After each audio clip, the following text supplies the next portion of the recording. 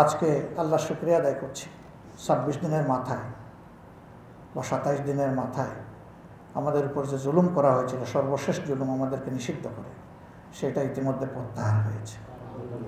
আলহামদুলিল্লাহ রাব্বিল আলামিন। এটার এই স্টিগমাটা সর্বশেষ আমাদেরকে কেন দেওয়া হয়েছিল? আন্দোলনটাকে ডাইভার্ট করার জন্য, ইস্যু ডাইভার্ট করার জন্য।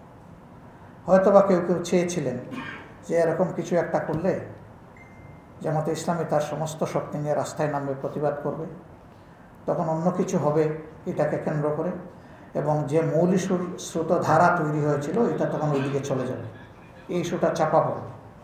আমাদের দেশে কয়েক বছর ধরে আমরা শুনে আসছি যে এক ইস্যুতে আরেক ইস্যু চাপা পড়ে যায়। এটা হয়তো চাপা দেওয়ার মতো একটা জায়গা থেকে এটা হয়ে থাকতে পারে। যারা করেছেন তারা ভালো জানেন। আপনাদেরকে সাক্ষী রেখে বলছি যে রাজনৈতিক দল হিসাবে কারো প্রতি আমাদের কোনো ক্ষোভ নেই, আমরা সবাইকে ক্ষমা করে দিলাম।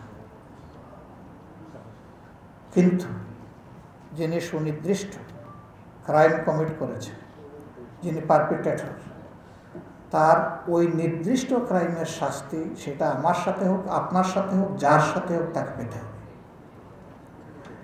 এটা যদি নিশ্চিত না হয় তাইলে সমাজে কোনো সংশোধন হবে না।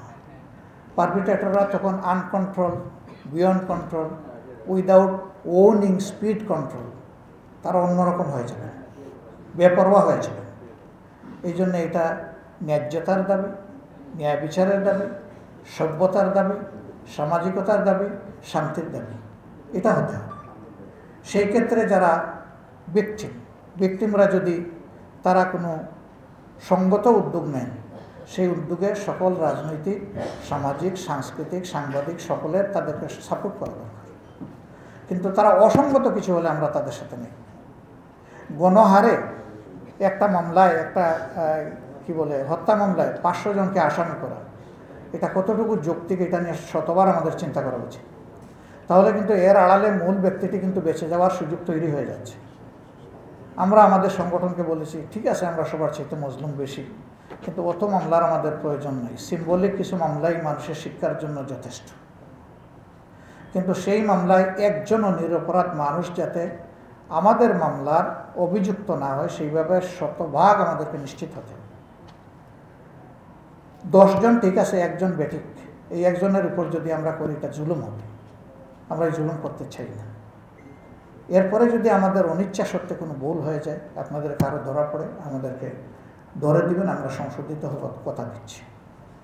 আমরা হিংসার রাজনীতির কবর চাই, এটা আর মাথা ছাড়া দিয়ে না হোক। বিভক্তির রাজনীতির কবর চাই, এটাও মাথা ছাড়া দিয়ে না হোক।